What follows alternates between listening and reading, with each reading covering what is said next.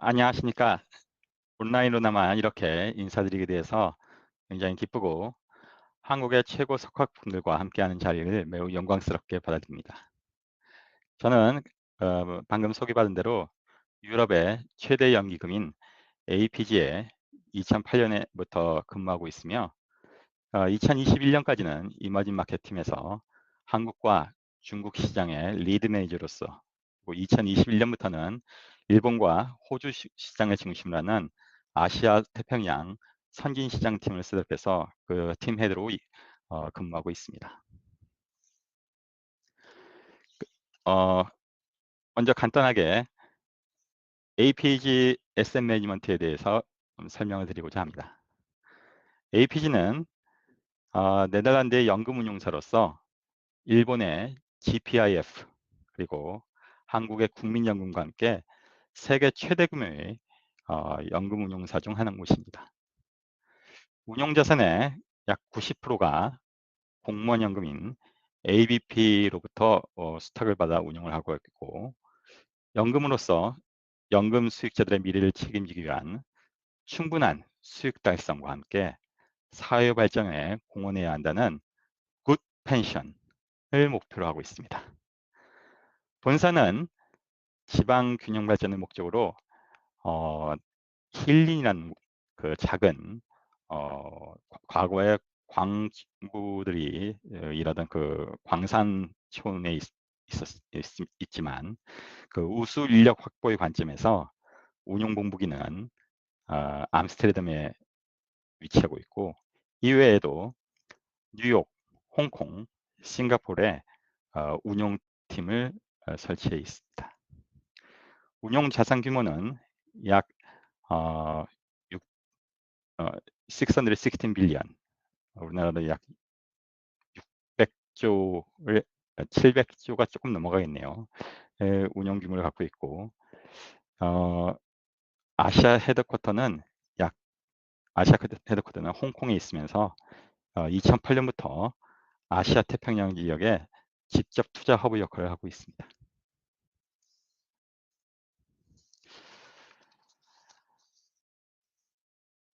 그러면 다음엔 연금 내에서 상장 주식 투자의 위상과 역할에 대해서 잠깐 말씀을 드릴까 합니다. 상장 주식 투자는 장기적으로 다른 자산 대비해서 높은 수익률을 기록해 왔습니다. 따라서 연금의 투자 관점에서도 핵심적인 투자 자산으로 여겨지고 있습니다.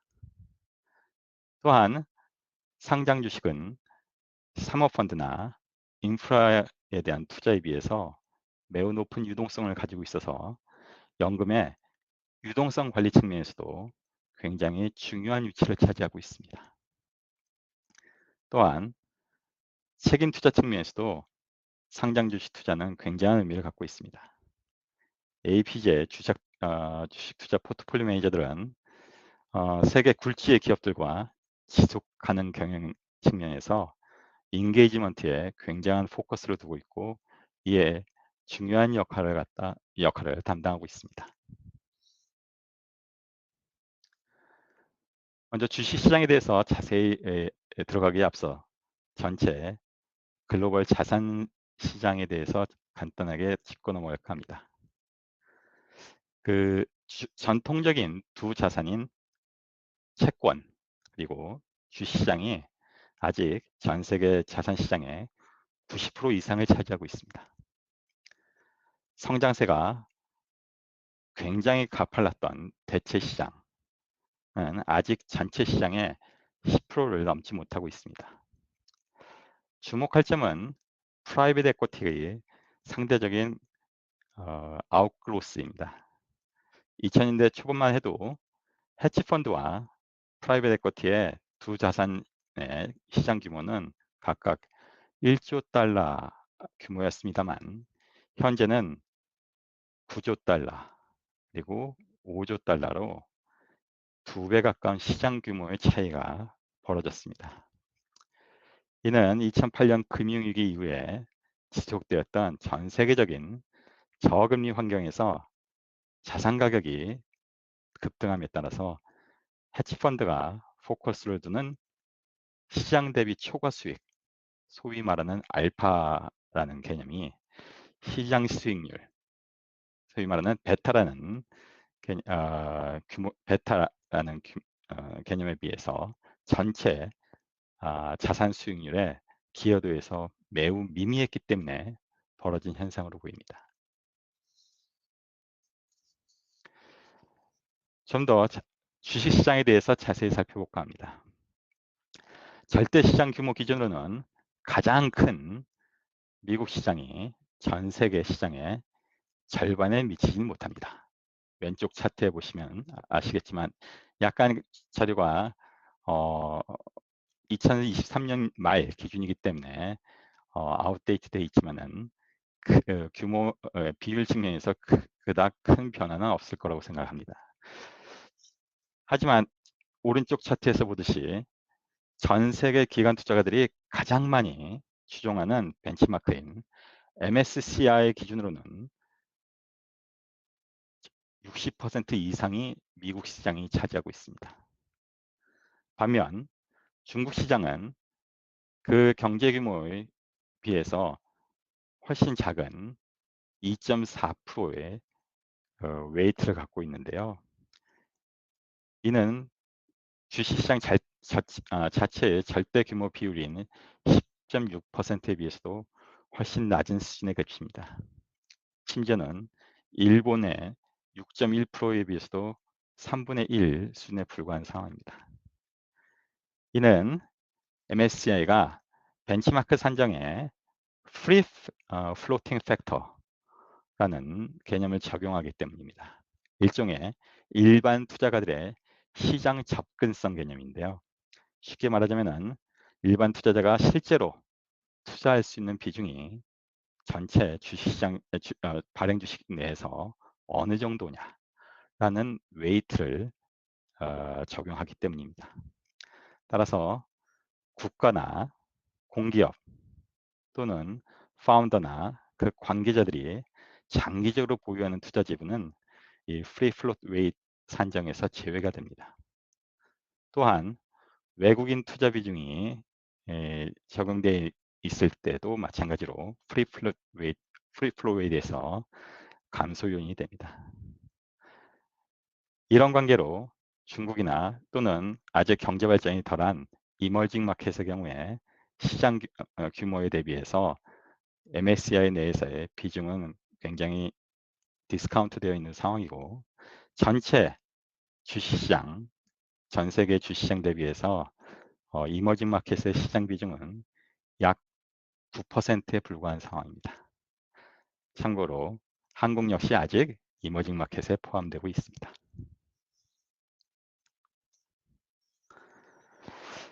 다음 주제로 말씀드릴 내용은 모두 향후에는 상장 주식 투자의 관점에서 말씀을 드리겠습니다. NYU 스턴스쿨의 바루레브 교수에 의하면 리포티드 어닝과 기업 가치의 변화의 상관관계가 1950년대 비해서 현재 95% 이상의 수준에서 70% 정도로 상당 부분 감소했다고 말씀을 하십니다. 이는 기술 발전과 제도 개선에 의해서 손쉽게 회계 정보가 일반에게 접근이 가능하게 되는 상황을 생각한다면 선뜻 이해하기가 어렵습니다. 개인적으로는 펀더멘탈 투자 전략의 쇠퇴, 그리고 이로 인한 시장 참여자들의 급격한 프로파일의 변화, 그리고 무형자산의 상대적인 중요성 부각, 그리고 얼터너티브 데이터, 대체 정보라고 할 수 있겠죠. 이 폭발적인 성장이 그 배경 요인이 아닐까 생각을 합니다. 먼저 펀더멘탈 인베스트먼트의 축소, 영향력 축소에 대해서 좀 말씀을 드릴까 합니다. 2008년에 앞서 말씀드린 대로 금융위기 위에 저금리 시장이 장기화된 저금리 환경 시장이 자산 시장과 그리고 투자자들의 비해비에 상당한 영향을 끼쳐왔습니다. 액티브 전략들이 시장 초과 수익이 소위 말하는 시장 자체의 수익, 베타에 비해서 현격하게 낮은 기여도를 갖게 되면서 전체 펀드 시장 규모에서도 큰 변동이 있어 왔습니다. 펀더멘탈을 포함한 액티브 펀드에서 패시브 펀드로의 자금 이동이 급격하게 이루어졌으며 현재 미국 시장의 경우에는 거의 절반 가까운 자금이 패시브 펀드에 투자되고 있습니다. 오른쪽 차트에서 보듯이 실제 주식시장의 거래량 기준의 쉐어에서도 펀더멘탈 펀드들의 거래량 쉐어가 2014년 대비해서 거의 절반으로 떨어진 것을 보실 수 있을 것입니다. 그 주식시장 참여자들 중에서 회계 정보에 대해서 가장 많이 활용을 하고 관심을 갖고 있는 이들 펀더멘탈 전략에 기반한 기관 투자가들인데 이들의 그 영향력이 상당 부분 줄었다는 얘기는 마찬가지로 회계 정보의 시장 영향력도 어느 정도 감소될 수 있다고 유추할 수 있습니다. 다음 말씀드릴 것은 무형자산의 중요성이 크게 대두된 영향을 말씀드리고자 합니다. 왼쪽 차트에서 확인할 수 있듯이 미국의 경우 이미 1990년대 초반부터 기업들의 무형자산 투자 규모가 유형자산 투자 규모를 크게 상회하고 있습니다. 이는 회계 정보의 유용성과 관련해서 두 가지 중요한 이슈를 제기하지 않나 싶습니다. 첫째로는 무형자산의 공정가치 평가의 어려움입니다. 자발적으로 생산된 무형자산은 대체적으로 역사적 원가로 평가되는 반면에 인수 및 합병을 통해 취득된 무형자산은 거래가격 기반에서 재평가가 이루어집니다. 이로 인해서 유사한 사용가치를 가진 무형자산이라도 대체대조표상에서는 가치평가의 괴리가 두드러질 수 있습니다. 또한 연구개발비는 대부분 비용으로 처리되는데 자산화의 경우 역시 각 개별 기업들의 자산화 기준이 매우 상이합니다. 또한 무형자산의 특성상 투자 이후 매출 및 이익으로 연결된 데까지 소요되는 기간이 매우 길고 그 과정에서 수익화의 불확실성이 매우 큽니다. 이런 요인들로 재무제표에서 보고된 이익, 특히 오디티드 어닝에 대해서 흔히 얘기하는 갭 베이스 어닝이나 IFRS 기반의 넷 어닝의 예측 신뢰성이 현저하게 감소하고 있습니다. 따라서 많은 기업들이 투자자들과의 투자 설명회에선 자체적으로 이를 조정한 프로포마 어닝을 빈번하게 사용하고 있습니다. 또한 무형자산에 관련돼서 전략적 주요 정보의 공개가 상대적으로 유형자산의 경우에 비해 떨어지는 것이 사실입니다. 예를 들어서 매출 및 이익보다 기업의 전략적 가치를 더 명확하게 나타낼 수 있는 지표의 정보 제공이 매우 부족한 실정입니다. 무형자산이 큰 역할을 차지하는 커뮤니케이션 서비스 기업들의 경우 가입자 이탈률 또는 가입자당 평균 매출과 같은 지표가 가입자 가치의 전체 산정에 훨씬 중요한 역할을 하게 되는데 이러한 데이터는 일반적으로 회계 정보에 공개되지 않습니다. 제약사나 게임 업체의 경우 파이프라인에 대한 투자가 전체 투자의 상당 부분을 차지하고 또한 기업가치 평가에 있어서도 매우 큰 부분을 차지하지만 이에 대한 정보 공개 역시 재무제표에서는 매우 제한적입니다. 다음으로 말씀드리고 싶은 건 대체 데이터 성장의 급성장입니다. 카드 거래 데이터, 소셜미디어 활동 자료, 위성 이미지 등의 기존 전통적인 재무정보나 기업 실적 자료를 통해서는 파악하기 어려웠던 소비자 행태와 산업의 트렌드를 보다 신속히 파악할 수 있는 강력한 툴들이 사용 가능하게 되었습니다. 이는 특히 기업의 공식적인 실적 발표 시점 이전에 시장 동향을 미리 예측하려는 단기 투자자들에게는 매우 중요한 경쟁 우위로 작용을 합니다. 예를 들어서 카드 데이터는 특정 기업의 매출 추이를 거의 실시간으로 추적 가능하게 하며, 소셜미디어 데이터는 소비자들의 주 관심사의 변화를 타임리하게 알려줍니다. 위성 이미지는 물 활동이나 소매점의 트래픽, 농업 생산량과 같은 광범위한 영역에서 정교한 정보를 제공해주고, 이러한 데이터는 다시 한번 강조드리지만 재무적인 보고서가 제공하는 정보를 그 범위의 한계를 극복하고, 실질적으로 분기 실적이나 단기 주가 움직임에 매우 민감한 단기 투자자에게는 매우 강력한 경쟁 우위로 작용을 하게 됩니다.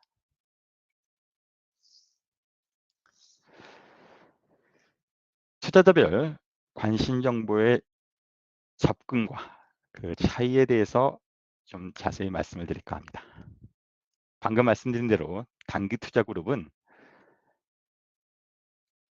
굉장히 리얼텀 또는 케이탈리스트에 주목을 하게 됩니다. 그런데 단기 투자 그룹 내에서도 지난 10년간 큰 변화가 있었는데, 단기 투자 그룹의 대표적인 대상으로 여겨지는 헤지펀드 내에서 예를 들면 과거에는 스타 펀드 매니저 중심으로 해서 컨빅션 벳, 하나의 큰 규모의 큰 아이디어에 큰 규모의 큰 규모의 자금을 투자했던 전략을 구사했던 타이거 펀드와 같은 전통적인 명가들이 쇠퇴하고, 그 자리를 수백 개의 운영팀을 조직적으로 운영하면서 강력한 리스크 관리에 초점을 맞춘 소위 말하는 플랫폼들, 여러분들이 최근에 이름을 들어보셨을 거라고 생각합니다만 밀레니엄이나 포인트 72와 같은 플랫폼들이 헤지펀드 업계의 주류로 자리 잡고 있습니다. 전통적인 롱숏 펀드의 턴오버 매매 회전율이라고 하죠. 이 연간 50에서 150% 수준이었다면, 이들 플랫폼의 경우 연간 매매 회전율의 범위가 1000% 또는 2000%를 쉽게 상회하는 운용팀들도 상당수 존재합니다. 이러한 높은 턴오버율은 플랫폼이 단기 수익에 더욱 초점을 맞춘다는 것을 극명하게 보여주는 것입니다. 따라서 이런 플랫폼들은 분기 실적 발표, 그리고 특정 테마, 단기 이벤트 등을 집중적으로 모니터하고 시장의 변화에 빠르게 대응하는 투자 방식을 채택하고 있습니다. 더 나아가서는 아예 펀더멘탈 요소를 고려하지 않고 알고리즘과 첨단 인프라를 활용한 투자들도 급속하게 성장하고 있습니다. 흔히 얘기하는 하이 프리퀀시 트레이딩 투자자들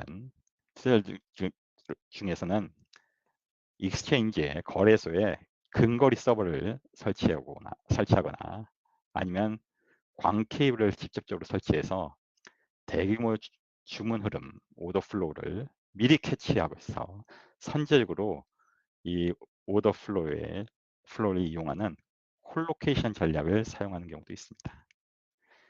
이러한 알고리즘과 인프라를 기반한 초단기 투자 전략을 통해서 오히려 시장의 비효율성이 확대되기도 합니다. 이에 반해서 저희 APG와 같은 연금 투자자들의 경우에는 이러한 헤지펀드들에 비해서 리서치 측면에서 우위를 점하기에는 어려울 수 있습니다. 하지만 저희 같은 장기 투자자들에게 확실한 비교 경쟁 요소가 하나 존재한다면 그것은 바로 시간입니다. 연금은 상장 주식 투자에서 또 약 3에서 5년 정도의 중장기 투자 기간을 전제하고, 이는 다른 시장 참여자들보다 높은 성공 가능성을 제공하거나 또는 지나친 단기 수익 포커스에 따른 발생할 수 있는 행동주의 경제학적 behavioral error를 실수를 줄이는데 줄일 수 있습니다. 예를 들어서 메모리 반도체나 석유화학과 같은 경기 순환 사업의 투자의 경우를 생각해 보면 향후 1분기 또는 다음 분기에 사이클의 변곡점이 있을지 없을지를 예측하는 것보다 향후 1년 또는 2년 내에 사이클의 변곡점이 존재할지 아닐 여부를 판단하는 것이 확률적으로 훨씬 성공 가능성이 높을 겁니다. 또한 뛰어난 펀더멘탈을 가진 우량주들의 경우에는 단기적으로 재료가 부족할 시 단기 투자자들에게 외면을 받을 수는 있습니다. 하지만 연금 투자가들의 관점에서 보면 장기적인 가치 창출을 목표로 하기 때문에 이러한 종목들이 오히려 적절한 가격에 좋은 장기 투자 대상으로 여겨지게 됩니다.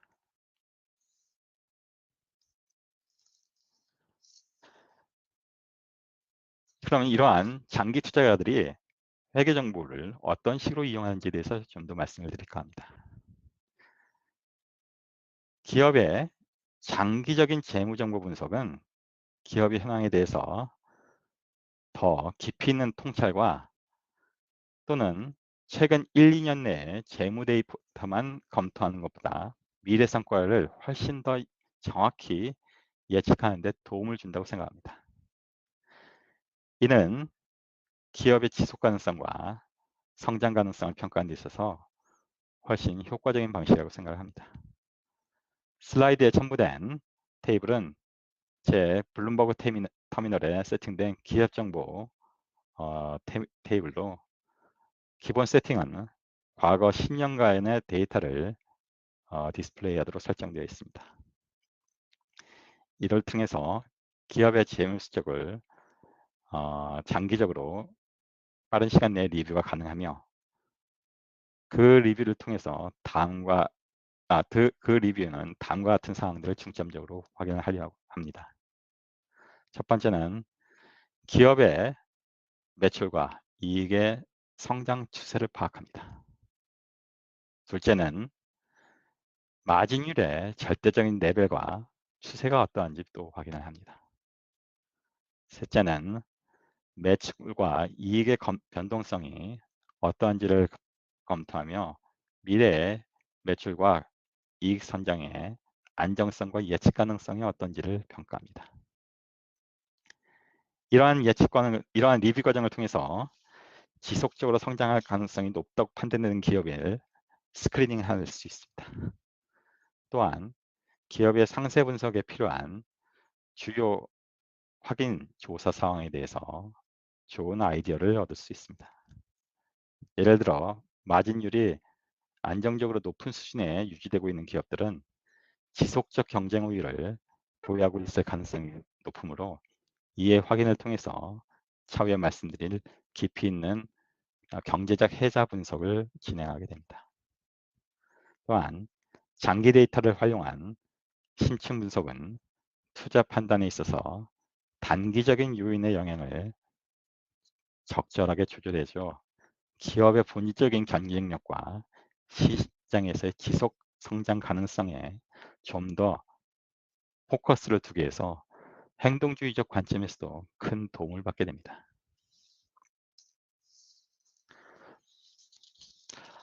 앞서 말씀드린 경제적 해자, 영어로는 모스라고 하는데요. 이에 대해서 설명을 드릴까 합니다. 경제적 해자 모스는 장기 투자자들이 아주 자주 활용하는 분석 툴 중에 하나입니다. 얼핏 보면은 경쟁 우위, competitive edge라고 하죠. 그와 좀 유사한 개념이라고 생각할 수 있지만은 다음과 같은 포인트에서 중요한 차이가 있습니다. 그 지속 가능성 모스는 단순히 일시적인 우위를 넘어서서 중장기적으로 유지 가능한 구조적인 경쟁 우위를 의미합니다. 워렌 버핏의 경우는 이를 Sustainable Competitive Edge로 가는데요. 이는 시간이 지나도 쉽게 침해되거나 소멸되지 않을 강력한 방어력을 지닌 기업들을 식별하고자 하는 것입니다. 둘째는 경제적 해자를 갖고 있는 기업들은 자본 비용을 초과하는 초과이익을 지속적으로 생산해내는 기업들입니다. 따라서 단기적으로 경제적 이익을 창출하더라도 이에 지속성이 연결되지 않으면은 그러한 경쟁 우위의 경우에는 모츠 또는 경제적 해자로 여기 간주되지가 않습니다. 모닝스타는 이러한 경제적 해자 개념을 다음과 같이 5가지 종류로 분류를 하고 있습니다. 첫 번째는 무형자산 또는 IP라고 할 수 있죠. 브랜드나 특허, 레시피, 그리고 레귤레이터와의 독점적 계약, 컨세션이라고 하죠. 그와 같은 무형 자산이 좋은 예시가 될 것 같습니다. 워렌 버핏의 얘기를 계속 말씀드리지만 워렌 버핏이 흔히 얘기하기를 코카콜라의 대차 대조표엔 100조 원 이상의 가치를 지닌 브랜드가 전혀 반영되어 있지 않다라고 말씀을 자주 하시는데 좋은 예시가 아닐까 싶습니다. 다음은 원가 우위라고 또는 비용 우위라고 할 수 있습니다. 하지만 단순한 그 원가 비용 우위가 아니라 구조적인 비용 우위를 가지고 있는 경우입니다. 예를 들면 대규모 생산으로 인해서 규모의 경제가 정착되어 경쟁사가 동일한 수준의 투자를 갖다 쉽게 따라올 수 없는 경우에 발생하는 경쟁 우위, 비용 우위가 이해가 되겠는데요. 뭐 월마트의 경우도 그렇고 과거에 삼성전자의 메모리 비즈니스가 그러지 않았나 싶습니다. 또는 호주의 광산들의 경우에는 많은 경우에 오픈핏이라고 해서 깊게 채굴을 하지 않아도 바로 표면에서 어, 광물을 쉽게 채취할 수 있기 때문에 원가 구조에서 근본적인 구조적인 지속 가능한 경쟁 우위가 존재합니다. 이러한 구조적인 원가 비용 구조 우위를 지니고 있냐가 포인트가 되겠습니다. 세 번째는 네트워크 효과입니다. 흔히 얘기하는 가입자의 증가가 플랫폼의 증가로 이어지는 것을 얘기하겠죠. 카카오톡이나 페이스북과 같은 SNS들 또는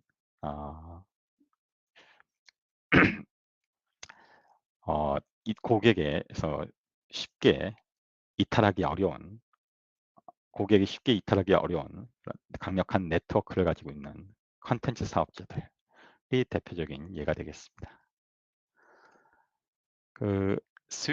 다음에 말씀드릴 스위칭 코스트는 상당수의 네트워크 효과를 보유한 기업들이 마찬가지로 같이 보유하는 경우가 많은데요. 사용자가 다른 경쟁 서비스 사업자로의 전환을 하고자 할 때는 막대한 시간적 그리고 비용적 낭비가 일어나기 때문에 쉽게 서비스 사업자를 바꾸기 어려운 경우를 얘기합니다. 방금 말씀드렸던 모든 SNS의 경우 또는 마이크로소프트의 비즈니스 애플리케이션들의 경우 회계 쪽에서는 SAP의 ERP 솔루션의 경우 고객들이 전환 비용과 시간을 생각하면 쉽게 바꾸지 못하는 그런 경우를 얘기합니다. 마지막으로 말씀드릴 것은 저희 나라 표현을 하면 적절한 시장 규모라고 말씀드릴 수 있겠네요. 한마디로 특정 지역이나 니치 지역에서 자연스러운 독점 위치가 생성되는 경우를 얘기합니다. 각 지역마다 가스 사업자나 또 해외의 경우는 그 수자원에 있어서의 사업자들이 있는데요. 이를 위해서는 대규모 투자가 파이프라인을 설치하는 데서 필요를 하게 됩니다. 만약에 여타 경쟁 사업자가 이 지역에 동일한 규모의 투자를 진행해서 진입을 하려 할 경우엔 경쟁으로 인해서 쉽게 가격 경쟁이 일어날 수 있을 것이라는 걸 알고 그에 대비해서 막대한 투자가 일어나기 때문에 자연적으로 시장 진입을 꺼려하게 돼서 자연적인 독점화가 가능한 경우를 얘기를 합니다.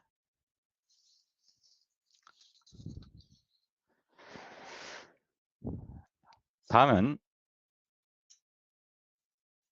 퀄리티 투자.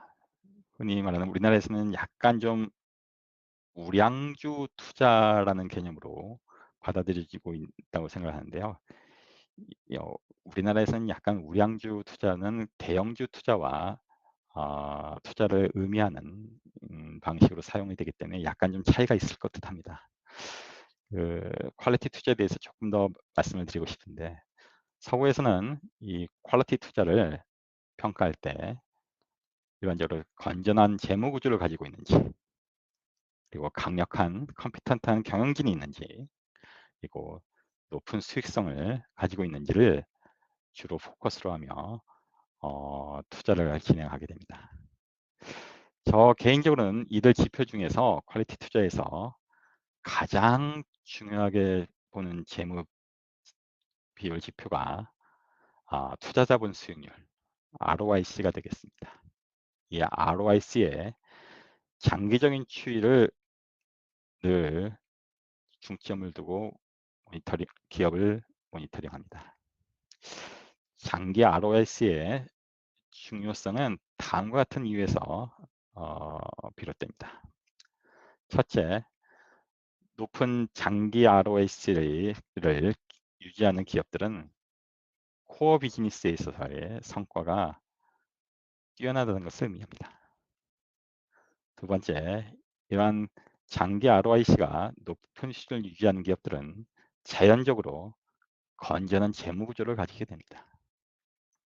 세 번째로 ROIC는 경영진에 있어서의 전력적 투자 판단을 평가하는 훌륭한 지표입니다. 경영진이 얼마나 효율적으로 자본을 배분했는지를 나타내는 지표이기 때문입니다. 반면에 ROA나 ROE와 같은 지표는 기업의 레버리지 구조에 인해서 왜곡이 발생할 가능성이 높고 이러한 한계를 보완해 주는 것이 결국에는 가중평균 ROIC가 아닐까 싶습니다. 또한 ROIC는 코스트 오브 캐피탈, 웹과 쉽게 비교할 수 있어서 경영진의 평가에도 상당 부분 유용하게 쓰일 수 있습니다. 다음에 강조할 부분은 밸류에이션의 중요성입니다. 장기 투자자일수록 밸류에이션에 굉장히 민감합니다. 그 이유는 첫 번째, 기업의 본질 가치를 대상으로 투자를 진행하기 때문입니다. 둘째, 매입 가격이 어느 정도냐에 따라서 장기적인 투자 성과에 특히 복리 효과에 끼치는 영향이 막대하기 때문입니다. 세 번째, 적절한 밸류에이션에 기반한 투자는 시장의 단기적인 테마나 유행에 휩쓸려서 발생할 수 있는 큰 자본 손실을 막을 수 있는 데서 유용하기 때문입니다. 참고로 왼쪽 차트에 보시면 이거 흔히들 얘기하는 가트너 하이프 사이클이라는 것인데요. 이것은 새로운 상품이나 새로운 서비스가 등장했을 때 소비자나 시장의 참여자들의 반응이 어떠한지를 보여주는 그래프가 되겠습니다. 초기에 그래프에서 보듯이 새로운 이노베이션이 등장했을 경우 시장의 참여자들이나 서비스의 사용자들은 굉장히 열광을 하게 됩니다. 그러면서 하입이 점점 더 오르게 되고, 그것이 유지 가능한 레벨을 또는 시장에서의 가치 평가가 실질적인 경제적 가치를 훨씬 아득히 초과할 정도로 익스펙테이션이 높아지게 됩니다. 그 이후에 갑자기 어느 타임에 어느 촉매가 계기가 되어서 현타의 시간이 오게 됩니다. 그 현타의 시간 이후에는 급격한 버블의 붕괴가 이루어지고, 그 버블의 붕괴는 심지어는 실질적인 기업 가치 이하로 익스펙테이션이나 아니면 시장 가치의 평가가 떨어지게 되는 상황입니다. 하지만 장기적인 지속 가능한 퀄리티를 갖고 있는 상품이나 서비스라면 서서히 시장에서 그의 가치에 대해서 인식이 일어나고, 그 가치가 점점 재평가되는 그러한 국면이 나오게 됩니다. 이것을 Slope of Enlightenment라고 하는데요. 여기 빨간 원 안에 표시된 구간이 되겠습니다. 그 이후에 마지막에는 더 이상의 성장이 멈추게 되는 Plateau of Productivity의 국면에 진입하게 됩니다. 저희 연금 투자자에 있어서의 주요 투자 국면이라고 할 수 있는 것이 바로 이 Slope of Enlightenment입니다. 말씀드린 대로 밸류에이션은 이런 측면에서 Peak of Inflated Expectation에 진입할 수 있는 리스크를 줄여주고, Slope of Enlightenment를 장기간에 걸쳐서 인조이할 수 있는 그러한 중요한 툴이 됩니다. 오른쪽 차트는 P와 주가에 있어서의 리턴 상관관계가 어떠한지를 보여주는 것인데, 단기간, 즉 1년 내에서는 상관관계가 그다지 높지 않습니다. 우측에 아래 차트에 보시는 것과 같이. 하지만 장기 투자의 경우에 10년에 있어서의 언듈라이즈드 스탁 리턴과 그 엔트리 타임에 있어서의 P 레벨은 확실한 상관관계를 보여주는 것을 알 수 있습니다. 따라서 롱텀 리턴의 프레딕터빌리티가 밸류에이션에선 상당 부분 작용하는 것을 볼 수 있습니다.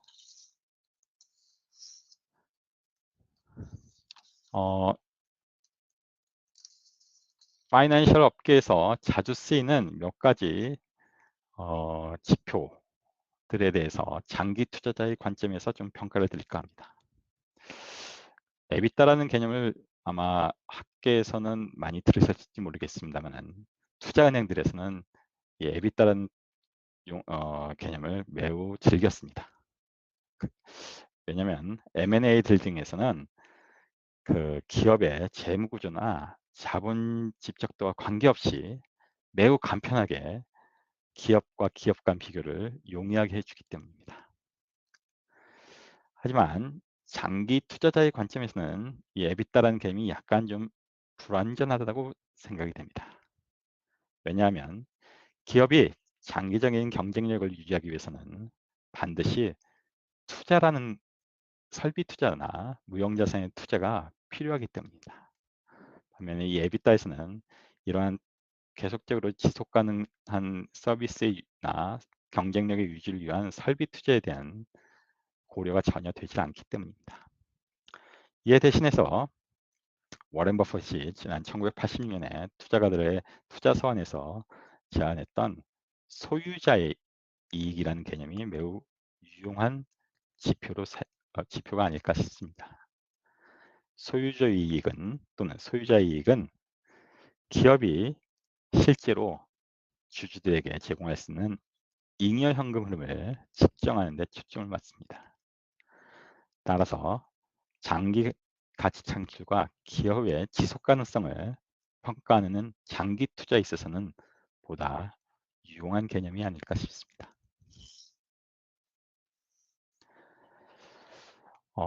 다음에 말씀드릴 건 흔히 얘기는 유동 비율이나 당좌 비율에 대해서 말씀을 드리고자 합니다. 그 높은 유동 비율이나 당좌 비율 또는 높은 현금 보유율은 크레딧 투자자나 평가기관들의 신용도를 평가하는 데 있어서 매우 중요한 지표로 간주됩니다. 이러한 비율은 실제로 기업의 단기 부채 상환 능력을 나타내서 금융 건전성을 확인하는 데는 유효한 것이 사실입니다. 하지만 장기 투자자의 관점, 특히 퀄리티 기업들의 투자를 포커스하고 있는 투자가들의 입장에서는 지속적으로 충분한 현금 창출 능력을 가진 기업이 필요 이상의 현금을 보유하는 것은 또는 유동자산을 보유하는 것은 자본 관리에 있어서의 비효율성으로 받아들일 수 있으며 이는 기업 평가에서도 중요한 프리미엄 또는 디스카운트 요인으로 작용할 가능성이 높습니다.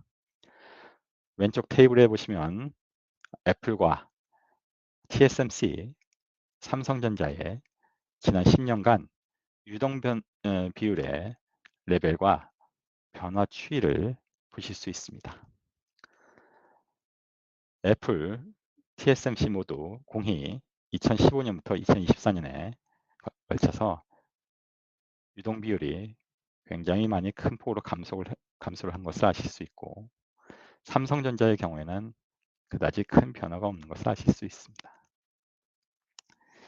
결과적으로 물론 본업에 있어서의 엑스큐션의 능력이 더 큰 요인으로 작용했겠지만 장기적인 지난 10년간의 토탈 시장의 총 주주 수익률을 비교해 봤을 때 삼성전자는 지난 10년간 93.58%, 연간 한 6.7%의 수익률을 기록했고 뭐 그렇게 아주 나쁜 수익률은 아니다.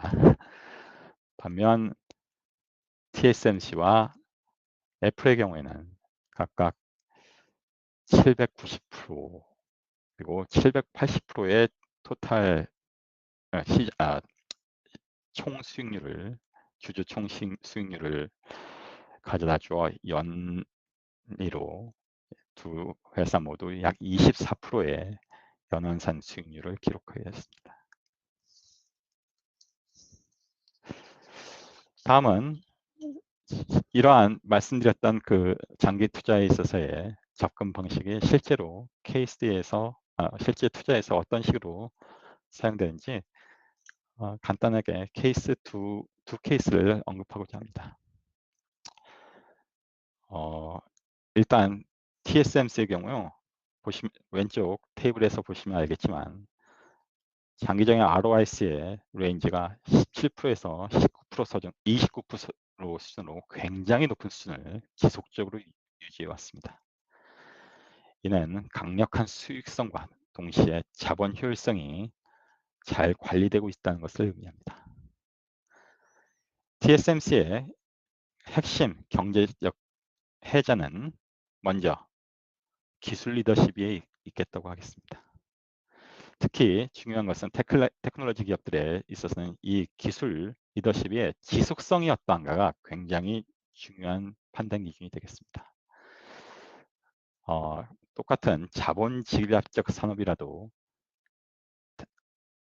반도체와 디스플레이 또는 태양광의 폴리실리콘 같은 그런 자본 집약도 사업의 선두 업체들의 경우에 기술적인 리더십의 지속 가능성의 측면에서는 상당한 차이가 있다고 봅니다. 쉽게 표현하면은 그 반도체의 경우는 미세 공정화의 과정이 거의 무한대까지 지속 가능하지 않나 싶습니다만 디스플레이 경우에는 여러분도 아시다시피 크게 테크놀로지 리더십을 갖고 있는 회사들이 두 가지의 포커스를 둡니다. 대형화, 디스플레이의 대형화, 그리고 그 화질의 개선. 하지만 디스플레이를 아무리 대형화를 시킨다 해도 집 전체를 디스플레이로 대체할 수는 없을 것이며, 인간의 눈은 불행히도 어느 레벨을 지나면 화질의 차이를 갖다 제대로 구별해내지는 못합니다. 그런 측면에서 반도체에 비해서 디스플레이 산업과 태양광의 폴리실리콘 사업은 상당 부분 기술적 우위를 유지할 수 있는 룸 자체가 한계가 있지 않나 싶습니다. 이런 측면에서 최근 삼성전자가 초격차의 유지에 실패한 것은 좀 안타깝지 않나 싶습니다. 더불어 TSMC는 이에 기반한 기술적 리더십을 대형화와 그리고 수율 관리에 이루어져서 원가 경쟁력에서도 여타 파운드리 회사에 비해서 월등한 경쟁력을 가지고 있습니다. 세 번째로는 주요 고객사들인 한번 TSMC의 제조 공정에 참여를 하게 되면, 비즈니스 파트너십을 구축하게 되면 TSMC의 에코시스템에 거의 고착화돼서 쉽게 빠져나가지를 못하게 됩니다. 그래서 대부분 최첨단 선단 공정의 칩 생산에 있어서는 설계 단계부터 TSMC의 기술자들이나 아니면 TSMC의 벤더들이 팹리스 업체들과 같이 협업을 하는 게 일반적인 관행이기 때문에 거의 고객의 이탈이 일어나기가 어려운 상황입니다. 다음 말씀드릴 회사는 패스트 리테일링입니다. 패스트 리테일링은 일본의 의류 회사로 우리나라에서는 유니클로라는 브랜드로 잘 알려져 있는 회사입니다. 이름과는 다르게 패스트 리테일링은 오히려 슬로우 리테일링이라는 표현이 적합하지 않을까 싶습니다. 이유는 흔히 얘기하는 같은 의류업계의 경쟁자로 여겨지는 자라나 H&M에 비해서 패스트 리테일링은 라이프웨어에 초점을 맞춰서 새로운 SKU의 등장이 그다지 빈번하지 않고, 따라서 새로운 제품 개발에 드는 새로운 SKU를 계속 지속적으로 릴리스하는 데 드는 비용과 비효율성이 거의 존재하지 않습니다. 당사의 지난 10년간 ROIC 레인지를 보시면 약 5에서 14% 정도의 안정적인 ROIC를 지속적으로 유지했던 것을 아실 수 있습니다. 당사의 핵심적인 경제적 해결을 다시 말씀드린다면 일단은 강력한 브랜드가 되겠습니다. 패스트 리테일링이라는 회사의 공식 명칭보다 유니클로라는 브랜드를 먼저 쉽게 아실 수 있듯이, 유니클로는 전 세계 소비자들에게서 높은 신뢰와 인지도를 구축했습니다. 두 번째는 많은 SKU를 제공하지 않는 대신 차별화된 기능성 제품을 개발해 테크놀로지 리더십을 확실히 구축했습니다. 혜택, 에어리즘 등 겉으로 드러나지 않는 모든 거의 네이버에 대해서는 제 주변에서도 유니클로의 제품을 사용하지 않는 사람을 찾아보기 어렵지 않나 싶습니다.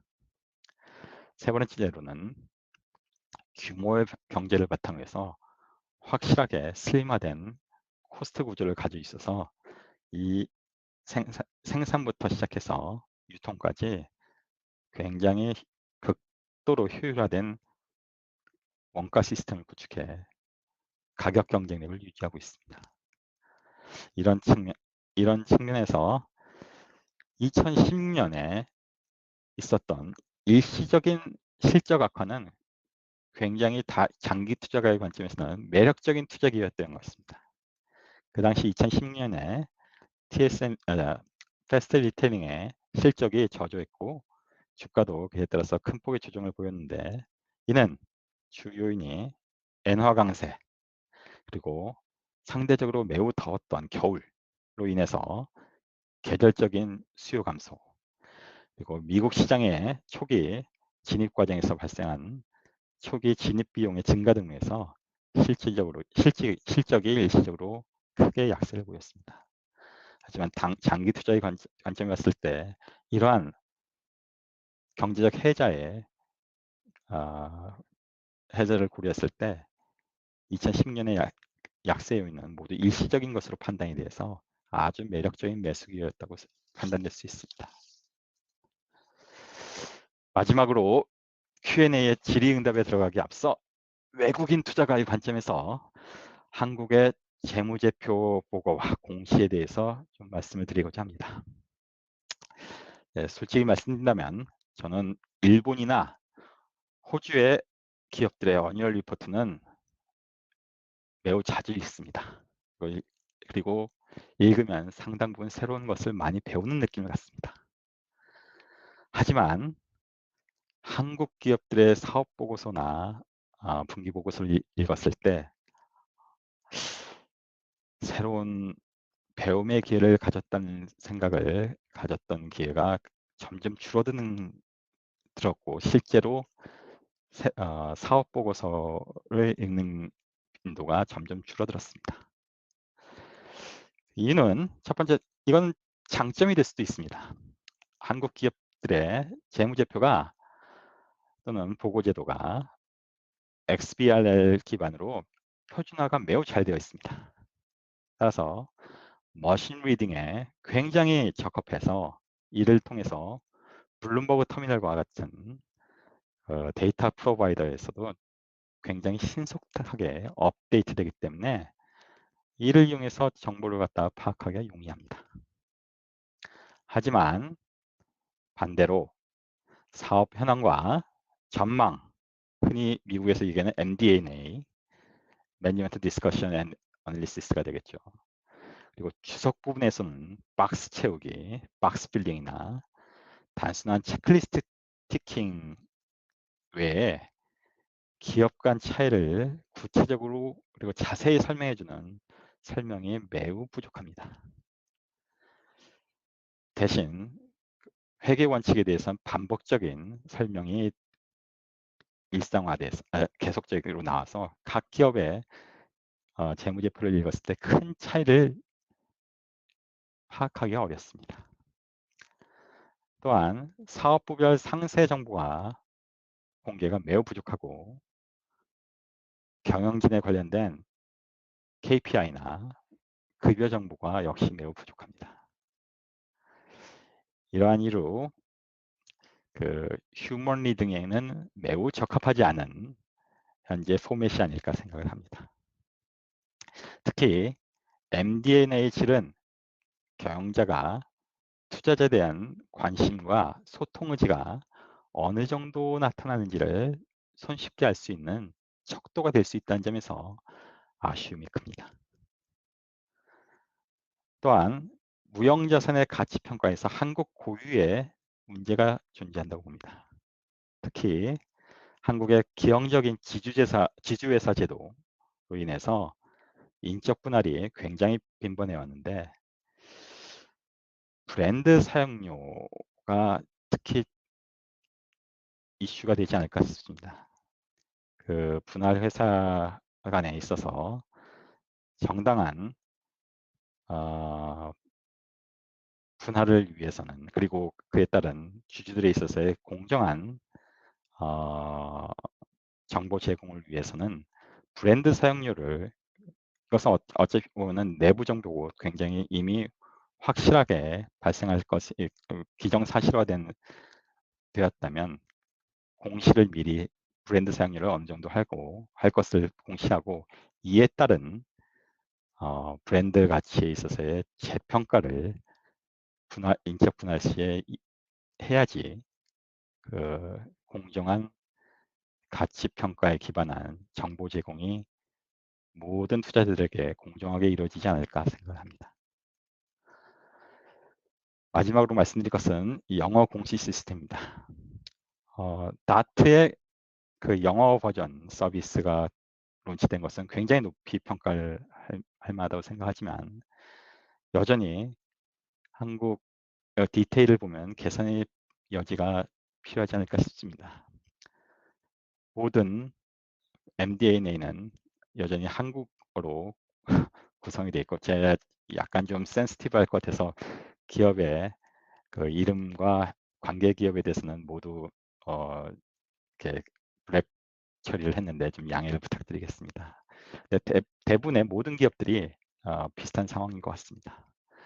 그리고 제목만 영어인 경우가 대부분인 경우를 봐서 실질적인 UCG 측면에서는 아직도 좀 부족하지 않나라는 생각을 갖고 있습니다. 장시간 강연 부족하나마 이렇게 들어주셔서 감사드리고 질의응답에 응하도록 하겠습니다.